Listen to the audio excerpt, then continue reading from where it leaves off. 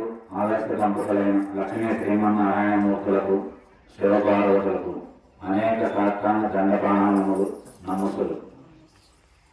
జగద్గురు శ్రీకృష్ణ భగవానునికి, సద్గురు మా వెంకటకోటి యోగేంద్ర వారికి, అధిష్టానమూర్తి అయిన బ్రహ్మం గారికి, బ్రాహ్మణ యోగి, అలాగే శ్రీజీ సాయిబాబా, ఇట్లా అనేక రకమైనటువంటి మహాత్ములు అందరూ కూడా ఈ ఘటన పునీతం చేశారు కాబట్టి వారందరూ కూడా హృదయపూర్వక నమస్సులు తెలియజేస్తూ, భగవద్భక్తులందరికీ కూడా నమస్కారాలు తెలియజేస్తూ, అట్లాగే మన శివకూరి నాగిరెడ్డి గారు, అమ్మ అంకాలమ్మ మాతాజీ గారి వారి యొక్క హృదయపూర్వక నమస్కారాలు వారి కూడా తెలుపుతూ, మరి యొక్క కార్యక్రమంలో మీరు ఎక్కడెక్కడి నుంచో రావడం జరిగింది.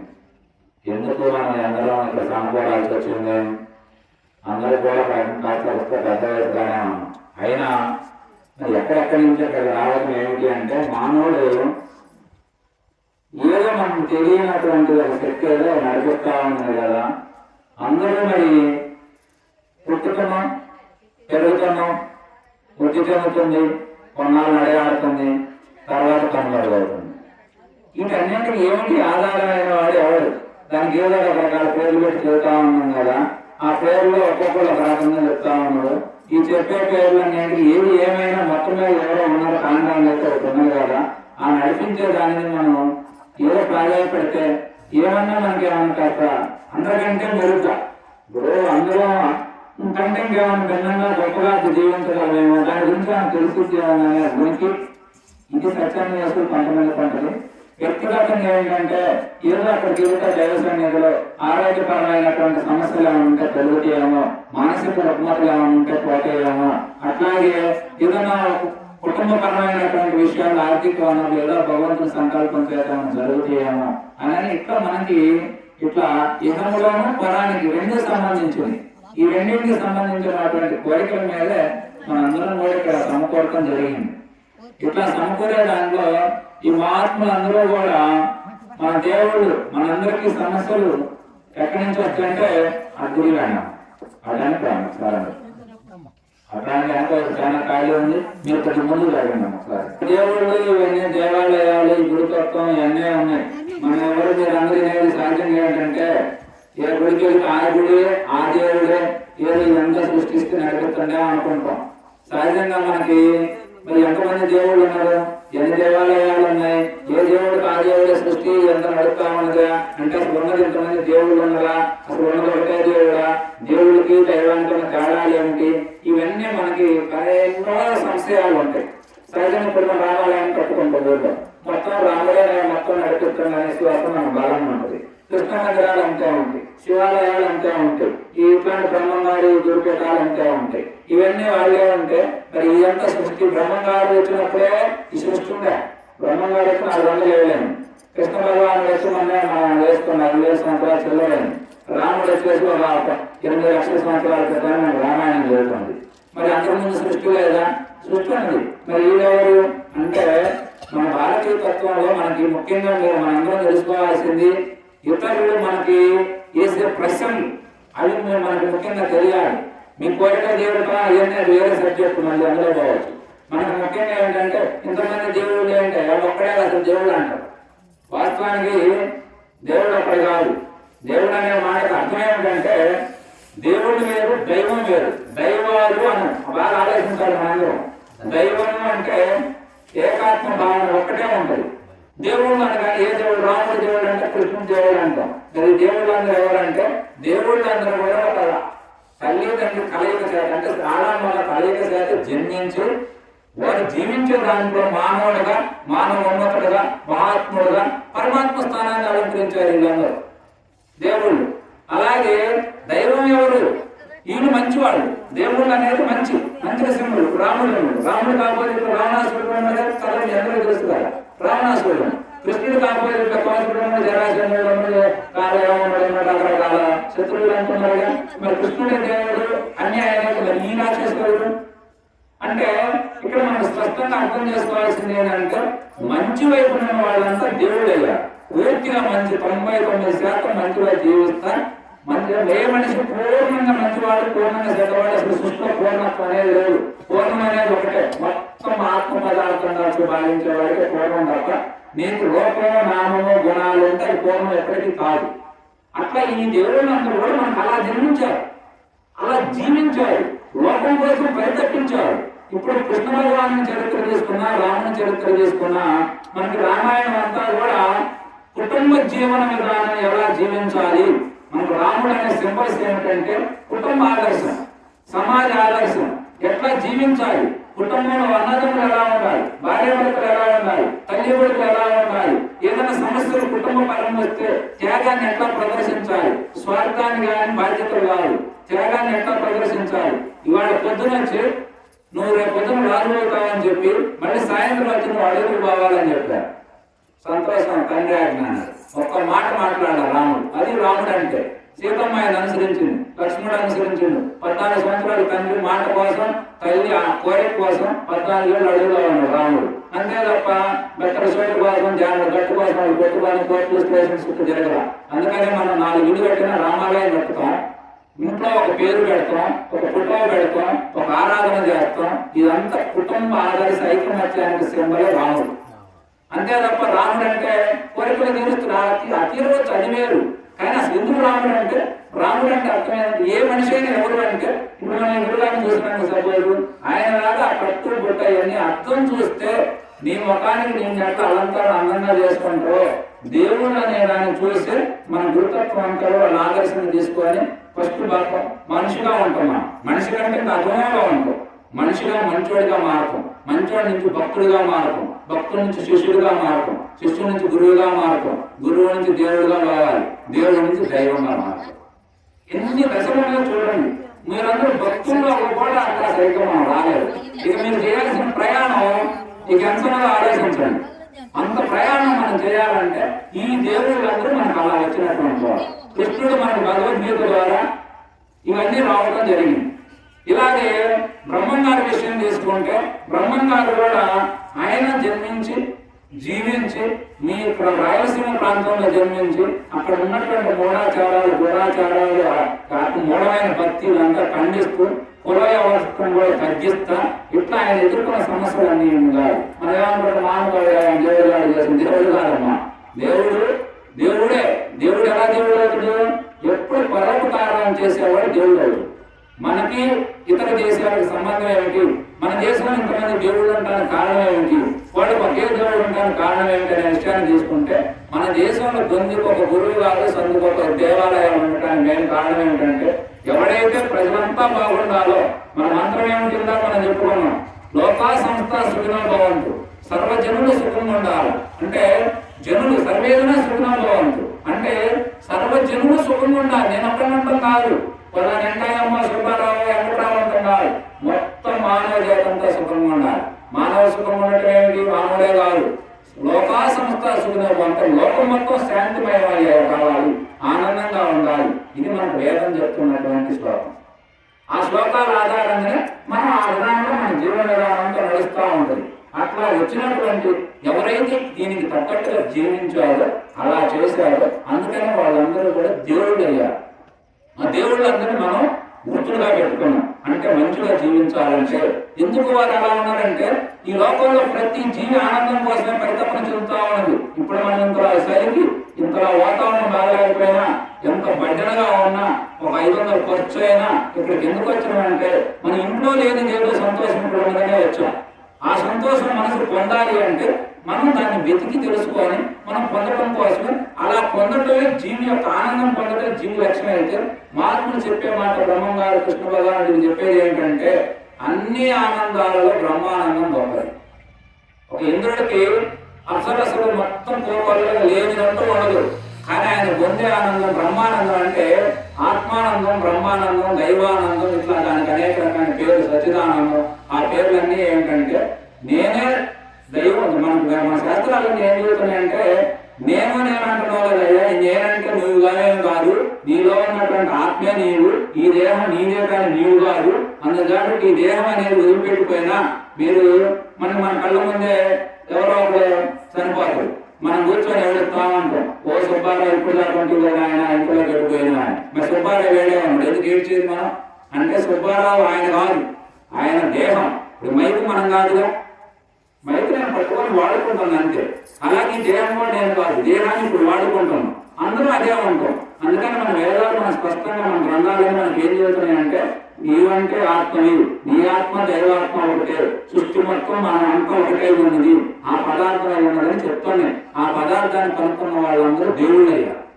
అందుకనే వాళ్ళకి ఎవరు పక్క వాడికి బాధ కలిగిన వాళ్ళకి బాధ కలిగింది. ఎందుకంటే వాళ్ళు అతనికి వేరనుకోవట్లా.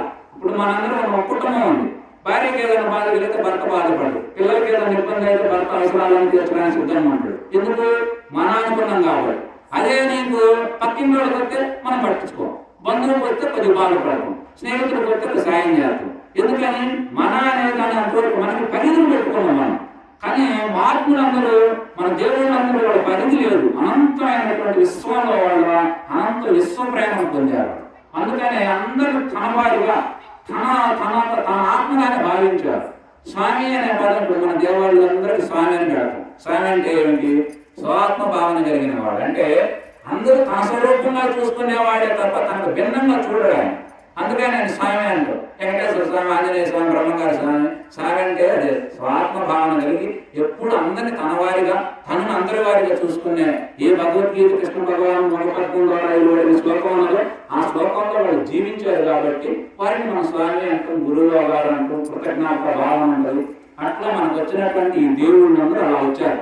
మన దేవాలయాలను వాళ్ళ పేర్ల మీద సృష్టి ఆదిలు ఇంకేమీ లేవు.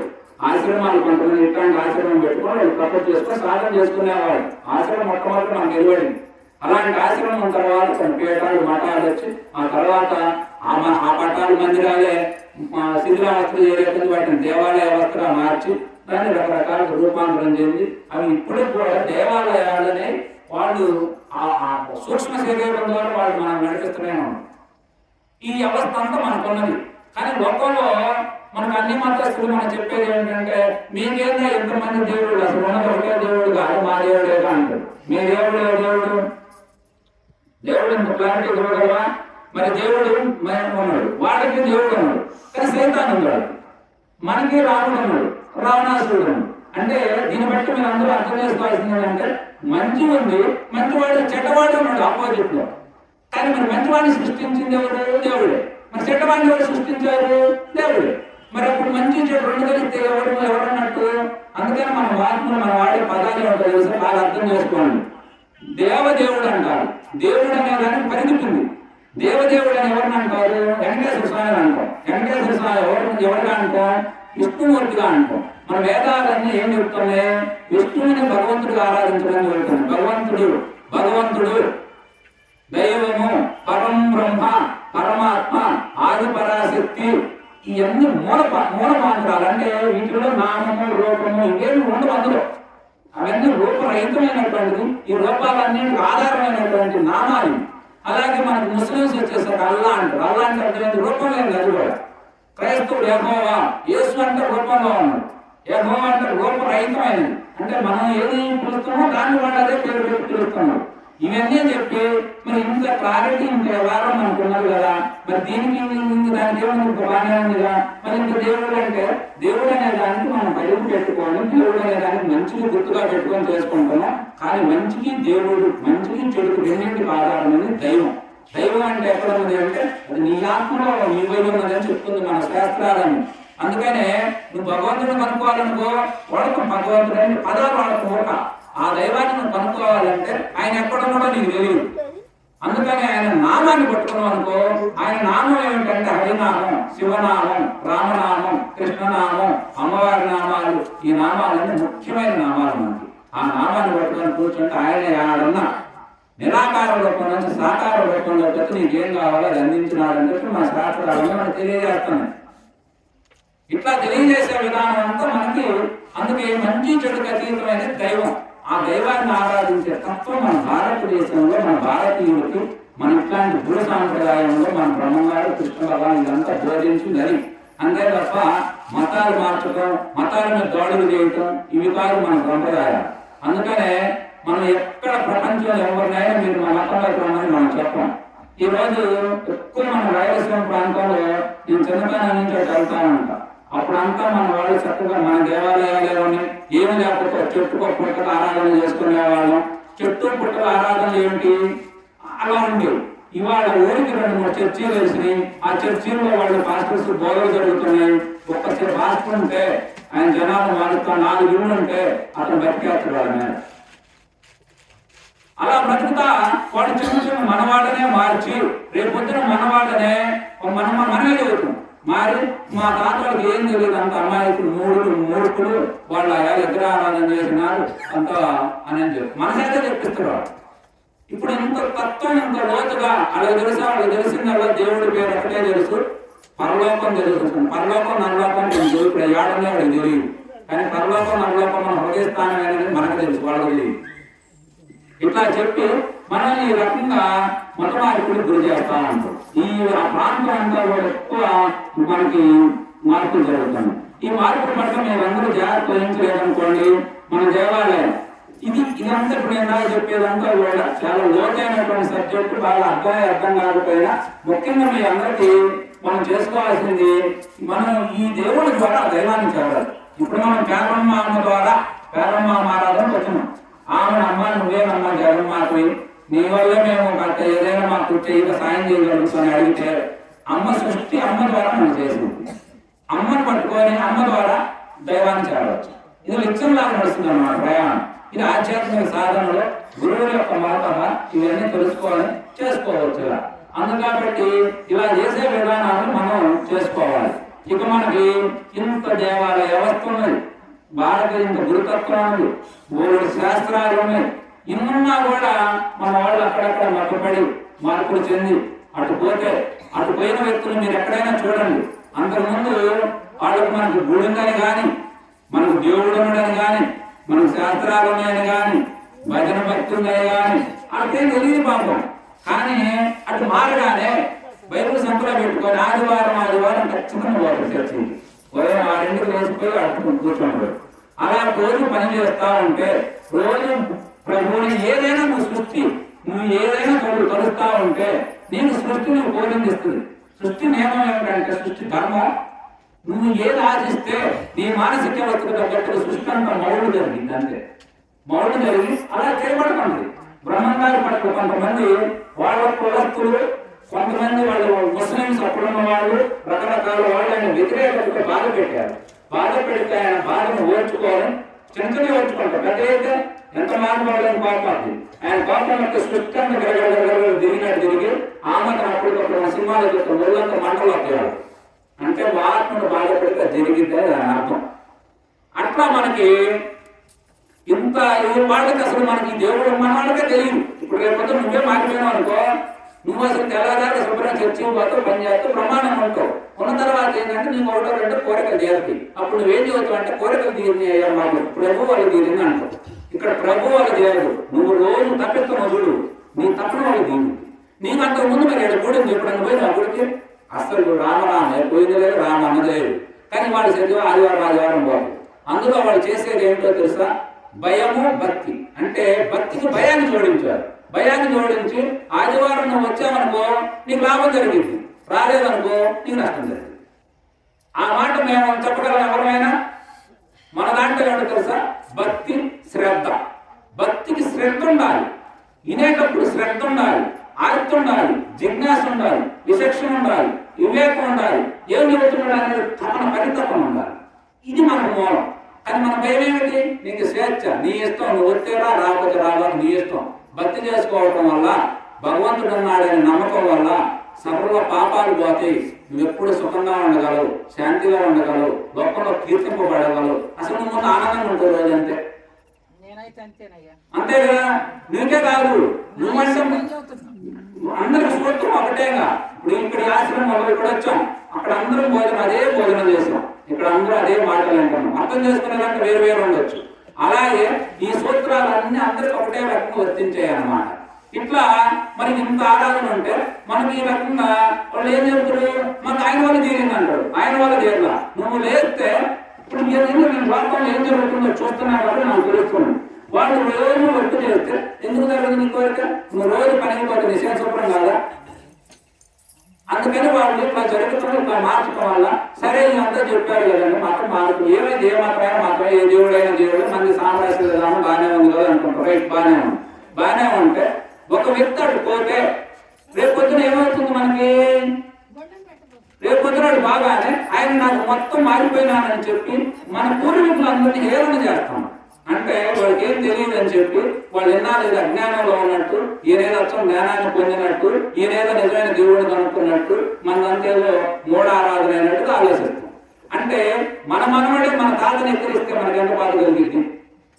ఇప్పుడు నేను వారసత్వాన్ని నేను వాళ్ళ కష్టపడి నిర్మాణం చేస్తే రేపొద్దున నా మనవాడే పోయి మా తాతకు అప్పుడు ఏదో తెలియక చేసిందే పిచ్చిపోదలన్నీ అది కాదు నేను అసలైంది అనుకున్నా అంటే తాత జీవితం అంత ఏమైపోయినట్టు? అందుకని అసలు భారతీయ తత్వం గొప్పదని ప్రపంచం అంతా మొదలెత్తి మన వైపు చూస్తుంటే మనం వాళ్ళ వైపు చూడటం ఏమిటి? కాబట్టి ఇది మనం దీని నుంచి కొంచెం అప్రమత్తంగా జాగ్రత్తగా ఉండాలి. జాగ్రత్తగా ఉండాలంటే ప్రతి మనిషికి భక్తి అవసరం, ప్రతి మనిషికి దేవుడు అవసరం, ప్రతి మనిషికి పూజ అవసరం. మీ అందరూ ఎంతో కొంత జిజ్ఞాస ఉంది కాబట్టి అక్కడి నుంచి రాగలిగాను. ఇట్లాంటివి రాగలిగినప్పుడు మనం మన గ్రామాల్లో ఉన్నటువంటి దేవాలయాలకి మనం సమయం కేటాయించి వారానికి 1-2 గ్రామాల్లో మనం భజన కార్యక్రమాలు పెట్టుకోగలిగితే మీ అందరూ భక్తి ఆర్తి తీరిద్ది, మీ కోరికలు తీరుతుంటాయి, మీరందరూ ఐకమత్యంగా ఉంటారు, సంతోషంగా ఉంటారు. ఏదైనా ప్రకృతి నుంచి ఉపద్రవాలు వచ్చినా మీరు చేసే నామం మిమ్మల్ని రక్షించింది. ఎందుకంటే హరినామానికి మించిన నామం లేదని హరిభక్తులందరూ చెప్పారు, శివనామానికి మించిన నామం లేదని హరిహరులు ఇద్దరు మనకు కథానాయకులు. మనకు 18 పురాణాలు ఉన్నాయి. 18 పురాణాల కథానాయకులు ఇద్దరే. ఇటు తిప్పి చెప్పిన అటు తిప్పి చెప్పిన ఇద్దరు వాళ్ళిద్దరినే కీర్తిస్తామని. అట్లాంటి హరి అనే 2 అక్షరాలు, శివ అనే 2 అక్షరాలు ఎంత గొప్ప నామాలు. వాటిని కీర్తించండి, జపించండి, తప్పించండి, వాళ్ళ కోసం వేధించండి. వినకపోతే వాళ్ళ మీదే మళ్ళీ అవసరమైన యుద్ధం ప్రకటించండి. ఎందుకంటే చెడ్డవాడితో మంచివాడు యుద్ధం చేస్తుంది అనుకోండి, మంచివాడికే నష్టం, చెడ్డవాడికి లాభం. ఇప్పుడు ఈ చేతికి ఏదైనా నల్లని కందెన తారైంది అనుకోండి, ఈ చేయి ఈ చేయికి రుద్దామనుకోండి, ఈ చేయికి కొంత తగ్గుతుంది కానీ ఈ చేయికి అంటుకుంటుంది. అందుకనే స్వామి నువ్వు నాకు ఎందుకు చేయమని చెప్పి స్వామి మీద మనం ఒక రకమైనటువంటి భావ ఉద్వేగం కూడా పడి నువ్వు ఎందుకు చేయని నాన్న నుంచి నేను పనిచేస్తున్నాను, నా కూలేందుకు ఇవని స్వామివారిని గట్టి నిలదీసి అడిగిన తప్పే అనేది. అలా చేసే హక్కు మనకు ఉంది. ఇట్లాంటి ఆరాధన మనం గ్రామాల్లో మనం చేసుకోగలిగితే గ్రామం సుభిక్షంగా ఉంటుంది.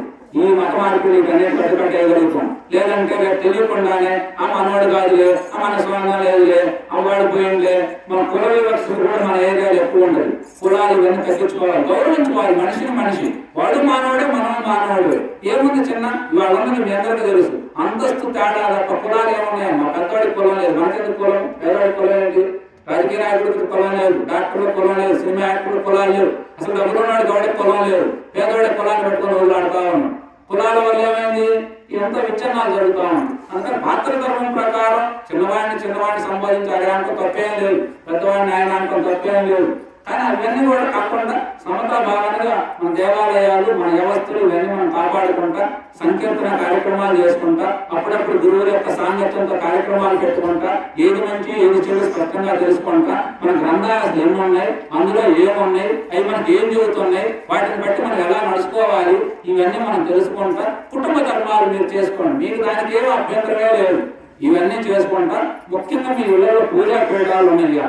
ఒకప్పుడు మనకు తక్కువ ఉండేది, గుళ్ళు తక్కువ ఉండేది, దేవుడి బొమ్మలు తక్కువ ఉండేది, ఆరాధన తక్కువ ఉండేది, పండుగలు పబ్బాలకి ఏదో నమస్కారం పెట్టుకునేవాళ్ళు. ఇవాళ ఇల్లులందరూ బాగా పెడుతున్నాం, పూజా పీఠం సపరేట్ పెడుతున్నాం. పీఠంలో చక్కగా రాముడి వారి బొమ్మ, కృష్ణుడి బొమ్మ, వెంకటేశ్వర స్వామి, శివపార్వతులు, ఆది దంపతులు, శ్రీమన్నారాయణ మూర్తి, ఈ ఫోటోలు మనం ముఖ్యంగా ఉండాలి. ఇందులో భక్తిలో కూడా బ్రహ్మంగారు చెప్పింది, మనం చెప్పేది కాదు. శివరాలు మొక్కడం అంటే నువ్వు ఆరాధించే దేవతను బట్టే నీకు శక్తి వస్తుంది. అర్థమైనా? నువ్వు ఉన్నతమైన దాన్ని ఆరాధించడం అనుకోండి, నువ్వు ఉన్నతమైన పొందుతూ. తక్కువ ఆరాధన అనుకో, నువ్వు తక్కువగానే ఉంటావు. అందుకనే మన భగవద్గీత భక్తిలో అనేక రకాలు మనకు తెలియజేస్తుంది. తామసిద్ధులు ఎలాంటి భక్తిని చేస్తారు, రాజసిద్ధులు ఎలాంటి భక్తి చేస్తారు, సత్వగుణవంతులు ఎలాంటి భక్తి చేస్తారు. అందుకని సత్వగుణ భక్తిని మనం ఎంపిక చేసుకోవాలి. సత్వగుణం అంటే మంచి గుణం, నేను బాగుండాలి, నలుగురు బాగుండాలి అనుకునేది. రజోగుణం, నేను మాత్రమే బాగుంటే చాలు అనుకునేవాడు.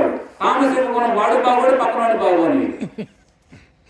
అందు కాబట్టి మనం సాత్విక భక్తిని ఎంపిక చేసుకొని పూజ కైంకర్యాలు చేసుకుంటా ప్రతిరోజు సాయంత్రం పూట మీ అందరూ పనులు ఉంటాయి, నియమాలు ఏం అవసరం లేదు, రోజు తలుపులు వేయాల్సిన పని లేదు. సాయంత్రం పూట చక్కగా మీరు దీపారాధన ఇంట్లో ఒక దీపం వెలిగించుకోండి, 4 బంధాలు పడుకులు పెట్టండి, కాస్త మంచినీళ్ళు పెట్టుకోండి, కూర్చోండి 10 నిమిషాలు. అమ్మవారి మీకు ఆరాధన ఇష్టమనుకో ఓం శ్రీ మాత్రే నమః అమ్మవారి మంత్రం వేదంలో నుంచి పుట్టిన మంత్రం ఇది. ఒక్క అమ్మవారి మంత్రం అందరూ సరిపోతుంది.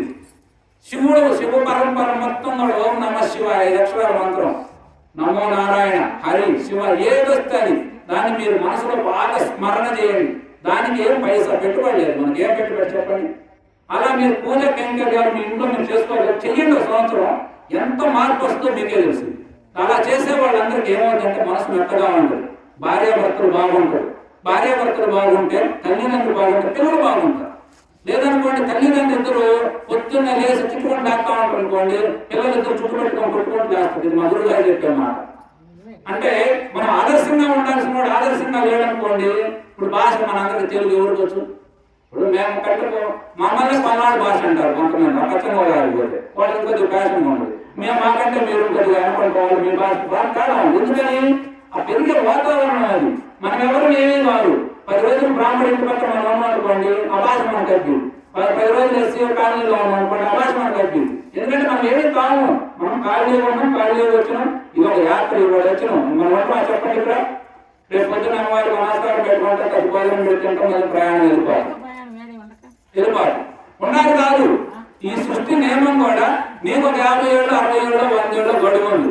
ఈ లోపు నువ్వు తల్లిగా తండ్రిగా భార్యగా భర్తగా గురువుగా స్నేహితుడుగా నీకు ఏ పాత్ర అయితే ఇస్తావో ఆ పాత్రను చక్కగా నటించి పోషించి అయిపోయింది. ఓం నమ శివాయ శివార్పణ అంత అయిపోయింది అని మన పాత్రలను మలుచుకొని వెళ్ళిపోవడానికి ఇక్కడ ఏముండవు. కాబట్టి ఇట్లా పూజా పీఠాలు ఇవన్నీ మీ ఇళ్లలో మీరు చేసుకోండి, మీకు అనంతమైన లాభాలు ఖచ్చితంగా కలుగు. ఎందుకంటే చేయకుండా రావు. ఇప్పుడు మీకు ఉదాహరణ నేను ఎందుకు క్రైస్తవులు అట్లా బోధిస్తే ఆ బోధనలు వాళ్ళు ఎందుకు మేము ఫలితాలు పొందినామని చెబుతున్నారంటే వాళ్ళు పని చేస్తాం. అర్థం చేసుకోండి. వాళ్ళు రోజు పూజ చేస్తాడు, తపన చేస్తాడు, కన్నీటి ప్రార్థన చేయమని చెబుతాడు. కన్నీటి ప్రార్థన ఉపయోగాలు ఏమిటో చేస్తాం. కన్నీటి ప్రార్థన ఎందుకు చేస్తాం అంటే మన మనసా వాచ కర్మణ స్వామి నువ్వు తప్పు దిక్కులేదా శివయ్య, ఎన్నాళ్ళ నుంచి ఆరాధిస్తున్నావు, నిన్ను నమ్మినావు, అయినా మా పిల్లగాడికి పెళ్లి కావట్లా, మా అబ్బాయికి ఉద్యోగం రావట్లా, అమ్మకు ఆరోగ్యం బాగలా, నాన్న కాళ్ళు మానుకోవట్లా, పొలం ఉంటే పండట్లా, ఏం చేయాలి నువ్వే కరుణించు అని కన్నీటి ప్రార్థన చేస్తే ఖచ్చితంగా కడిగి సృష్టి నీకు అనుకూలంగా మారిద్దామా. సిస్టం ఉంది అది అది మన మక్కల కోసం కాదు, అది సృష్టి ధర్మం, దాని ధర్మాలు ఉన్నాయి. ఆ ధర్మం ప్రకారం జరిగింది. అందుకని మనకి ఇంత గొప్ప ఆరాధన మహాత్ములు బ్రహ్మగారు లాంటి కృష్ణ భగవాను వీళ్ళందరూ కూడా మనకి ఎంతగానో అందించారు. అట్లాంటి ఆరాధన మనం అర్థం చేసుకొని దాన్ని మనం ఆచరిస్తా, దాన్ని ముందుకు తీసుకుపోతాం, మన ప్రజలకు మనం అందించాలి. అందుకని మన దేవాలయ వ్యవస్థను మీరు ఖచ్చితంగా ఆయా ప్రాంతంలో మీరు దేవాలయాలు భజన కార్యక్రమాలు పెట్టుకోండి. ఇట్లాంటి గురు సత్సంగాలు ఇవన్నీ మనం పెట్టుకోవాలి. ఇట్లా అప్పుడప్పుడు చేసుకుంటాం. కుటుంబంలో బాగా చక్కగా పూజా పీఠాల్లో ప్రతిరోజు సాయంత్రం ఎటు మీరు స్నానం చేస్తాం. అందరం పొద్దుగా మేము కుదరకపోవచ్చు, పనులు తీసి సాయంత్రం స్నానం చేసి పెద్దవాళ్ళు రోజు ఎంత అవుతుంది, 2 రూపాయల నూనె అయితే అయిపోవాలి, 5 రూపాయల నూనె పూజా పీఠం అయిపోవాలి. రోజు 5 రూపాయలు పెద్ద ఖర్చు కాదు. ఆ రకంగా మీరు చేసుకోగలిగితే అంతేకాదు. పిల్లలు పుట్టినరోజు విపరీతమైనంగా ఖర్చులు పెడుతున్నారు కదా, కానీ ఖర్చులు పెడతాం, దీపాలు వెలిగేయటం, కొవ్వొత్తులు వెలిగేయటం, ఆర్పే సంస్కృతి భారతీయ సంస్కృతి మంది కాదు. ఆర్పకూడదు. మనం చక్కగా పూజ చేయడానికి పిల్లలు తీసుకొచ్చి వాడి చేతి మీద జ్యోతి వెలిగించి ఆ స్వామివారికి నమస్కరించి ఆ తర్వాత తల్లిదండ్రులు పిల్లలతో రక్షించలు వేసి ఆ తర్వాత కుటుంబపరంగా దేవాలయానికి పిల్లగాడి పుట్టినరోజు అయితే, మన పెళ్లి రోజు అయితే, ఏదైనా పెద్దలు కాలం చేసిన రోజు అయితే, మన గృహమైనా సరే ఈ రకమైన పద్ధతిలో మనం ఆరాధన చేసుకొని ఇంకా అవసరమైన 10 మంది భక్తులు పిలిచి కాసేపు 4 సంకీర్తనలు పాడించి 4 మాటలు చెప్పి వాళ్ళని రాయి చూసుకొని పంపిస్తే దానికంటే సురక్ష మరొకటే లేదు. ఇట్లా ఆరాధనలు మనం రకరకాల ఎన్ని చేసుకోవాలి. చేసుకోకపోతే ఏమవుతుందంటే మనకు తెలియకుండానే మార్పు సాగగా నీరులాగిపోయి రేపు పొద్దున మనం రానున్న రోజుల్లో సమస్యలు ఎక్కువ అవుతాయి. వాటిని మనం అర్థం చేసుకొని అందుకొని నడుచుకోవాలి. అలా నడుచుకోకపోతే ఎందుకు అడిగిప్పి మత మార్పుల గురించి చెబుతున్నా ఆ ప్రాంతాన్ని నేను చిన్నతనం నుంచి వస్తుంటే నాకు అర్థం అవుతుంది, చాలా ప్రాబ్లమ్స్ కలుగుతున్నాయి. అందుకని మనం ప్రచారం చేయాలని నేను ముఖ్యంగా ఇదే లైన్ మీద నాకు అన్నీ ఉన్నాయి, కానీ అన్నీ వదిలేసి మనం ఇవన్నీ ప్రజలకు చెప్పాలి. ఎందుకంటే ఒక మంచి వ్యక్తి తెలిసిన వాడు చెప్పకపోతే చాలా నష్టం. తెలియని వాడు చెప్పినా కూడా నష్టమే. సరైన విధానంలో చెప్పకపోతే ఉపయోగం ఏముంది? అందుకని మనకు ప్రజలకు అందించాల్సిన విధానాల్లో వాళ్ళకి అర్థమయ్యే రీతిలో, అర్థమయ్యే భాషలో భగవంతుడు మనకి ఇచ్చిన జ్ఞానాన్ని, ఆ యొక్క భగవత్ తత్వాన్ని ప్రజలకు చేరువ చేయాలని చెప్పి 4 ఏళ్ల నుంచి అనేక గ్రామాలు తిరుగుతా ఉన్నా. అటు కూడా చాలా ఉదాహరణ మనం రావడం జరిగింది. అందుకని ఇవన్నీ కూడా మీరు అర్థం చేసుకొని ఈ కార్యక్రమాలన్నింటిలో మీరు నడుచుకోవాలి. సమయం వచ్చినప్పుడు మా నెంబర్ తీసుకోండి. సాపనాడు కంటే నాకు తెలిసిందే, మాకేంత ఇబ్బంది లేదు.